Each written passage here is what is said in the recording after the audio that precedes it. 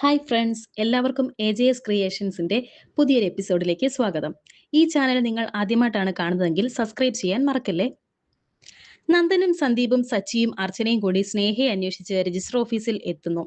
അർച്ചന അവരോട് അകത്ത് വരണ്ടെന്നും ഞാൻ തന്നെ പോയി നോക്കിക്കോളാമെന്നും അവർ ഇവിടെയുണ്ടെങ്കിൽ ഇപ്പോൾ നിങ്ങൾ വന്നാൽ ശരിയാവില്ലെന്ന് പറഞ്ഞ് നടക്കുന്നു. ഏട്ടത്തി, അവൾ ഇതിനകത്തുണ്ടെങ്കിൽ കാണുന്ന നേരത്ത് കരണം നോക്കിയൊന്ന് പൊട്ടിച്ചേക്ക്, എന്നിട്ട് മതി സംസാരം എന്ന് സന്ദീപ് പറയുന്നു. അർച്ചന അകത്തേക്ക് പോകുന്നു. ഈ സമയം നെല്ലിശ്ശേരി വീട്ടിൽ അനഘ സേതുവിനോട് സംസാരിക്കുന്നു. സ്നേഹ ഒരിക്കലും അങ്ങനെയൊന്നും ചെയ്യില്ല. എങ്കിലും അവൾ നമ്മളോട് ഈ ചതി ചെയ്തല്ലോ. അവൻ നല്ലൊരുത്തനായിരുന്നെങ്കിൽ, പറഞ്ഞു പറ്റിച്ചില്ലായിരുന്നെങ്കിൽ അവരുടെ വിവാഹം ഞാൻ നടത്തി കൊടുത്തേനെ. ഇതിപ്പോൾ ഈ കുടുംബത്തെ മുഴുവനായി ചതിച്ചവനെ ഞാൻ എങ്ങനെയാണ് എന്റെ മകളുടെ ഭർത്താവായി അംഗീകരിക്കുന്നത്? ഞാൻ പറയുന്ന കാര്യങ്ങളല്ലേ അവൾ അനുസരിക്കേണ്ടത് എന്ന് സേതു പറയുമ്പോൾ ആതിര പറയുന്നുണ്ട്. അച്ഛാ, എന്താ സംഭവിച്ചതെന്ന് നമുക്കറിയില്ലല്ലോ. ചിലപ്പോൾ നമ്മൾ കരുതുന്നത് പോലെയൊന്നുമല്ല കാര്യങ്ങളെങ്കിലോ. അവന്തിക അവിടേക്ക് വരുന്നു. അച്ഛാ, ഞാനും കൂടി എന്റേതായ രീതിയിൽ ഒന്ന് അന്വേഷിച്ചിട്ട് വരാം. ഇവിടെ ഇരുന്നിട്ട് ഇരിപ്പുറയ്ക്കുന്നില്ല, അതാണ്. ഞാൻ എങ്ങനെ വളർത്തിയതാണ് അവളെ, എന്നോട് പോലും ഒരു വാക്ക് പറഞ്ഞില്ലല്ലോ. ഞാൻ അപ്പോഴേ അർച്ചനയോട് പറഞ്ഞതാണ് ധനുഷിന്റെ കാര്യം പറഞ്ഞ് അവളെ കൂടുതൽ ഇറിറ്റേറ്റ് ചെയ്യരുതെന്ന്. ആര് കേൾക്കാൻ എന്ന് അവന്തിക പറയുമ്പോൾ ആതിര പറയുന്നു. അവളുടെ നല്ലതിന് വേണ്ടിയല്ലേ ചേച്ചി അങ്ങനെയൊക്കെ പറഞ്ഞത്. പറഞ്ഞ് ഇവിടെ വരെ കൊണ്ടെത്തിച്ചില്ലേ നിന്റെ ചേച്ചി.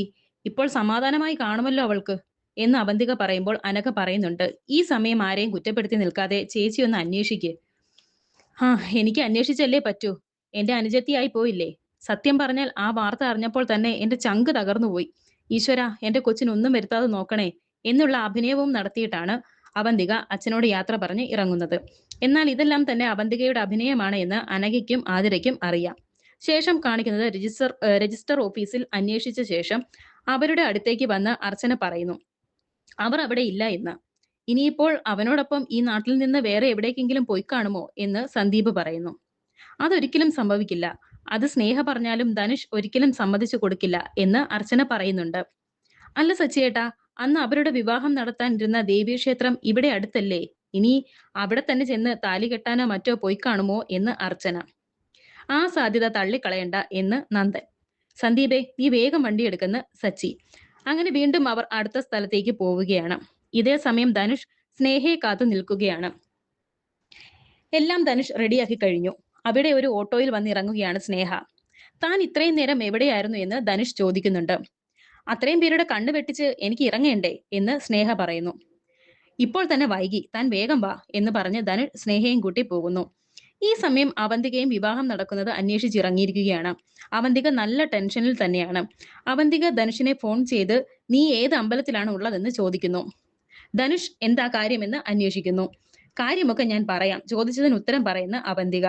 ഞാൻ അല്പം തിരക്കിലാണ്, കുറച്ചു കഴിഞ്ഞ് വിളിക്കാമെന്ന് ധനുഷ് പറയുന്നു. ധനുഷേ, നീ വേഷം കെട്ടെടുക്കരുത്, സത്യം പറയുന്ന അവന്തിക. അങ്ങനെ ധനുഷ് ഏത് ക്ഷേത്രത്തിലാണ് ഉള്ളതെന്ന് പറഞ്ഞു കൊടുക്കുന്നു. മൂർത്തി അവിടേക്ക് വരുന്നു. കാര്യം കഴിയുന്നത് വരെ ഒരു തരത്തിലുള്ള ശല്യവും ഞങ്ങൾക്കുണ്ടാകരുത് എന്ന് ധനുഷ് മൂർത്തിയോട് പറഞ്ഞ് ഏൽപ്പിക്കുന്നു. ക്ഷേത്ര നടപടി പ്രകാരം എല്ലാം ഞങ്ങൾ ചെയ്തിട്ടുണ്ട്. ആദ്യം രജിസ്റ്ററിൽ ഒപ്പുവെക്കാമെന്ന് ക്ഷേത്രം കമ്മിറ്റിക്കാർ സ്നേഹയോടും ധനുഷിനോടും പറയുന്നു. അങ്ങനെ രണ്ടുപേരും രജിസ്റ്ററിൽ ഒപ്പിടുകയാണ്. നിയമപരമായി നിങ്ങൾ ഇപ്പോൾ ഭാര്യാഭർത്താക്കന്മാരെ കഴിഞ്ഞിരിക്കുന്നു. ഇനി രണ്ടുപേരും താലിയും മാലയും ചാർത്താൻ അപ്പുറത്തേക്ക് പൊയ്ക്കോളൂ എന്ന് കമ്മിറ്റിക്കാർ അവരോട് പറയുന്നു. അവർ രണ്ടുപേരും തൊഴുതു നിൽക്കുന്നു. എത്രയും വേഗം ക്ഷേത്രത്തിൽ എത്താനുള്ള ശ്രമത്തിലാണ് അർച്ചനയും സച്ചിയും സന്ദീപും നന്ദനും, അതുപോലെ തന്നെ അവന്തികയും. തിരുമേനി ഹാരവുമായി അവരുടെ അടുത്തേക്ക് എത്തി. ധനുഷും സ്നേഹയും പരസ്പരം പ്രസാദം തൊടുന്നു. തിരുമേനി പറയുന്നു ഇനി താലി ചാർത്താമെന്ന്. ധനുഷ് താലി കെട്ടാൻ തുടങ്ങുന്നു. ആ സമയത്ത് തന്നെ സച്ചിയും കൂട്ടരും അവിടെ എത്തുന്നു. നന്ദൻ ഉടനെ തന്നെ സ്നേഹ എന്ന് വിളിക്കുന്നു. ധനുഷും സ്നേഹയും ഒരു ഞെട്ടലോടെ തിരിഞ്ഞു നോക്കുമ്പോൾ അവർ എല്ലാവരും അവിടെ നിൽക്കുന്നു. ഡി എന്ന് പറഞ്ഞ് സ്നേഹയുടെ കർണത്തടിച്ചിരിക്കുകയാണ് നന്ദൻ. നീ ഞങ്ങളെല്ലാം ചതിക്കുമായിരുന്നു അല്ലേ എന്ന് പറഞ്ഞ് വീണ്ടും അടിക്കാൻ കൈ ഉയർത്തുമ്പോൾ നന്ദന്റെ കൈ ധനുഷ് തടഞ്ഞുകൊണ്ട് പറയുന്നു. ആദ്യത്തെ അടി ഇവിടെ വന്ന് ഇത് കണ്ടതിന്റെ ഷോക്കിൽ ആയിരുന്നു. അത് പോട്ടെ, ഇനി ഇവളെ ഉപദ്രവിക്കണ്ട. നീ എങ്ങനെയുള്ളവനാണെന്ന് എനിക്കറിയാം, മാറി നിൽക്കടാ എന്ന് പറഞ്ഞ് സ്നേഹയുടെ കൈ പിടിച്ച് പോകാൻ തുടങ്ങുകയാണ് നന്ദൻ. സ്നേഹയെ വലിച്ചുകൊണ്ടാണ് പോകുന്നത്. അപ്പോൾ അവിടേക്ക് അവന്തികയും എത്തുന്നു. അവരുടെ മുന്നിലേക്ക് ധനുഷും മൂർത്തിയും കൂട്ടരും എത്തിയിരിക്കുകയാണ്. സച്ചി, സന്ദീപേ, നമുക്ക് എന്തായാലും ഇവളെ ഇവിടെ നിന്ന് കൊണ്ടുപോയേ പറ്റൂ. അതിനുള്ള തടസ്സങ്ങളൊക്കെ മാറ്റണമെന്ന് നന്ദൻ പറയുന്നു. അങ്ങനെ ഇപ്പോൾ സന്ദീപും സച്ചിയും കൂടി ആ ഗുണ്ടകളെ അടിച്ചൊതുക്കുകയാണ്. അതിനിടയിൽ ധനുഷുമായും അടി നടക്കുന്നു. ഈ സമയം പോലീസ് അവിടെ എത്തുകയാണ്. പോലീസ് എത്തുമ്പോൾ സച്ചി പോലീസിനോട് ഇവൾ ഞങ്ങളുടെ അനുജത്തിയാണ്. കുറെ നാളായിട്ട് ഇവൻ ഇവളെ ശല്യം ചെയ്യുകയാണ്. അതിന്റെ ബഹളമാണ് ഇതെന്ന് പറയുന്നു. ഈ പറഞ്ഞതെല്ലാം ശരിയാണോ എന്ന് ധനുഷിനോട് പോലീസ് ചോദിക്കുന്നു. ഞങ്ങൾ രണ്ടുപേരും പരസ്പരം ഇഷ്ടത്തിലാണ്, ധനുഷ് പറയുന്നു. വിവാഹം കഴിക്കാനാണ് ഞങ്ങൾ ഇവിടെ വന്നത്. ഇയാൾ പറഞ്ഞത് ശരിയാണോ എന്ന് പോലീസ് സ്നേഹയോട് ചോദിക്കുന്നു. അതെ എന്ന് സ്നേഹ മറുപടി പറയുന്നു. കേട്ടല്ലോ, ഇവർ തമ്മിൽ വിവാഹം കഴിക്കാനാണ് ഇവിടെ വന്നത്. പിന്നെ എങ്ങനെയാണ് ശല്യമാകുന്നതെന്ന് പോലീസ് അവരോട് ചോദിച്ചു. അവർക്ക് അങ്ങനെ ഒരു ഇഷ്ടമുണ്ടെങ്കിൽ അതിന് അവളുടെ അച്ഛനും ആങ്ങളമാരും ഇല്ലേ? അല്ലാതെ രഹസ്യമായാണോ വിവാഹം കഴിക്കുന്നത്? സ്നേഹേ വാ എന്ന് അവന്തിക പറയുന്നു. അത് നടക്കില്ല, ഞാൻ ധനുഷിന്റെ ഒപ്പം പോവുകയാണെന്ന് സ്നേഹ പറഞ്ഞു. കാരണം ഇപ്പോൾ ധനുഷിന്റെ ഭാര്യയാണ് ഞാൻ. നിയമപരമായി ഞങ്ങളുടെ വിവാഹം ഇന്ന് കഴിഞ്ഞു എന്നും പറയുന്നു. ഇത് കേട്ട് എല്ലാവരും ഞെട്ടി നിൽക്കുകയാണ്. അതെ, ഇവരുടെ രജിസ്ട്രേഷൻ കഴിഞ്ഞുവെന്ന് അവിടെ നിന്ന് കമ്മിറ്റിക്കാരൻ പറയുന്നു. ഇനി ആങ്ങളമാർക്കും പെങ്ങന്മാർക്കും ഈ കുട്ടിയുടെ മേലുള്ള അവകാശത്തെക്കാൾ കൂടുതൽ ഭർത്താവിനാണെന്ന് ധനുഷിനെ ചൂണ്ടിക്കാണിച്ചുകൊണ്ട് പോലീസ് പറഞ്ഞു.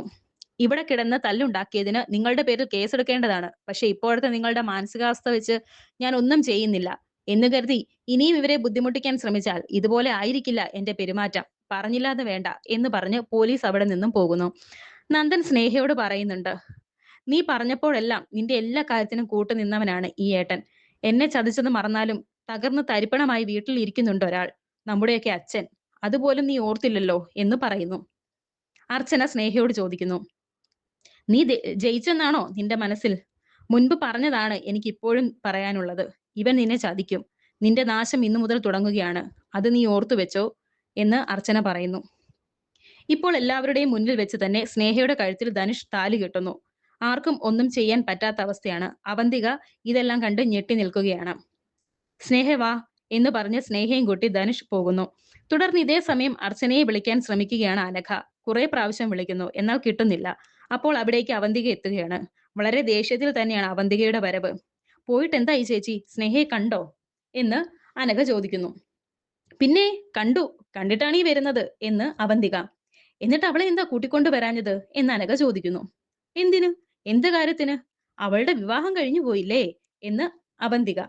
വിവാഹം കഴിഞ്ഞെന്നോ? എന്നിട്ട് നന്ദേട്ടൻ എവിടെ എന്ന് അനഘ ചോദിക്കുമ്പോൾ അവന്തിക പറയുന്നു, അവരൊക്കെ മറുവീട് പോയെന്ന് തോന്നുന്നു. അല്ല, നീ എന്താ വരാഞ്ഞത്? കേരള പോലീസുകാർ ഉൾപ്പെടെ പങ്കെടുത്ത വലിയ വിവാഹമായിരുന്നു. ഛേ, ഈ പെണ്ണിത് എന്താ കാണിച്ചത്? ഇനി അങ്കിളിനോട് എന്തു പറയും എന്ന് അനഘ ചോദിക്കുമ്പോൾ അവന്തിക പറയുന്നു, മലയാളത്തിൽ പറയണം. അതെന്താ, ആ കിളവന് മലയാളത്തിൽ പറഞ്ഞാൽ മനസ്സിലാവില്ലേ? നിന്റെ മുഖം കണ്ടാ തോന്നുമല്ലോ അവൾ ചെയ്തത് വലിയൊരു തെറ്റാണെന്ന്. ഞാൻ എന്തായാലും ഈ വാർത്ത ചൂടോടെ അയാളെ അറിയിക്കാൻ പോവുകയാണ് എന്ന് പറഞ്ഞ് അവന്തിക പോകുമ്പോൾ അനഘ പറയുന്നു, ചേച്ചി, അങ്കിളിനോട് തൽക്കാലം ഇതൊന്നും പറയണ്ട. നന്ദേട്ടൻ വന്നിട്ട് ഒരു തഞ്ചത്തിൽ ഇതെല്ലാം പറഞ്ഞോളും. ഉടനെ അവന്തിക പറയുന്നു, തഞ്ചത്തിൽ കാര്യങ്ങൾ പറഞ്ഞു മനസ്സിലാക്കാനല്ല, എല്ലാം വെട്ടിത്തുറന്ന് പറയാനാണ്. ഞാൻ അത് പറയുമ്പോഴുള്ള അയാളുടെ മുഖം എനിക്ക് കാണണം. അതിനാണ് ഞാൻ ഓടിപ്പിടിച്ച് ഇങ്ങോട്ട് വന്നത്. സ്വപ്നങ്ങളോടെ വളർത്തി വലുതാക്കിയ സ്വന്തം മകൾ ഒരു തരി പോലും അംഗീകരിക്കാൻ കഴിയാത്ത ഒരുത്തനോടൊപ്പം പോയി രഹസ്യ വിവാഹം ചെയ്തെന്നറിയുമ്പോൾ അയാളുടെ നെഞ്ചു പിടയുന്നത് എനിക്കൊന്ന് കാണണം. അങ്ങനെയാണെങ്കിൽ മറ്റാരെക്കാളും വിഷമിക്കേണ്ടത് ചേച്ചിയല്ലേ? ഉണ്ടായ കുഞ്ഞിന്റെ അച്ഛനല്ലേ ഇപ്പോൾ മറ്റൊരു വിവാഹം കഴിച്ചിരിക്കുന്നത്. ചേച്ചി ഇങ്ങനെയൊക്കെ പറയുമ്പോഴും എനിക്കറിയാം നല്ല വിഷമം ഉണ്ടാകുമെന്ന്. പിന്നെ ഇവിടെയുള്ളവരുടെ വിഷമം കാണാൻ അത് കാര്യമാക്കുന്നില്ലെന്നല്ലേ ഉള്ളൂ. അതല്ലേ സത്യം. മറ്റാരും അറിയാത്ത ഈ വിവാഹകാര്യം മറ്റുള്ളവരുടെ മുന്നിൽ വെച്ച് അവതരിപ്പിച്ചത് ഇത് ആരെങ്കിലും മുടക്കാൻ വേണ്ടിയാണെന്നും എനിക്ക് നന്നായിട്ടറിയാം. ചേച്ചി അവിടെ എത്തുന്നതിന് മുൻപ് എല്ലാം കഴിഞ്ഞിരുന്നു അല്ലേ? ചേച്ചി മനസ്സിലാക്കാതെ പോകുന്ന ഒരു കാര്യമുണ്ട്. ഇവിടെയുള്ളവരുടെ വിഷമം കുറച്ചുനാൾ കഴിയുമ്പോൾ മാറും. അവരെ തിരികെ ഈ വീട്ടിൽ കൊണ്ടുവരികയും ചെയ്യും. ഈ ജന്മം എടുത്തു മാറ്റാൻ പറ്റാത്ത വിഷമത്തിലേക്ക് പോകുന്നത് ചേച്ചിയായിരിക്കും എന്ന് അനഘ അവന്തികയോട് പറയുന്നു. ഇതെല്ലാം കേട്ട് പുച്ഛത്തോടെ ഒരു ചിരിയും ചിരിച്ച് അവന്തിക പറയുന്നു, തളർന്നൊരു മൂലക്കിരിക്കുന്നവളല്ല നിന്റെ ഈ ചേച്ചി. എത്ര തകർന്നാലും സ്വയം കെട്ടിപ്പടക്കാൻ അവന്തികയ്ക്ക് അറിയാം. ഒരു ധനുഷിനെ കണ്ടോണ്ടല്ലോ നമ്മുടെ അമ്മ എന്നെ പെറ്റിട്ടത്. എന്റെ ജീവിതവും പ്രതികാരവും വേറെയാ. ഇത്രയും പറഞ്ഞ് അവന്തിക അകത്തേക്ക് പോകുന്നു. അവന്തികയെ കണ്ട് സേതുമാധവൻ, എന്തായി മോളെ, സ്നേഹയെ നീ കണ്ടോ എന്ന് ചോദിക്കുന്നു. കണ്ടച്ചാ, അവരുടെ വിവാഹം കഴിഞ്ഞെന്ന് അവന്തിക പറയുന്നു. ഇത് കേട്ട് ഞെട്ടി നിൽക്കുകയാണ് സേതുമാധവൻ. വരാനിരിക്കുന്ന പുതിയ എപ്പിസോഡുകൾ വീണ്ടും കാണാം. Thank you for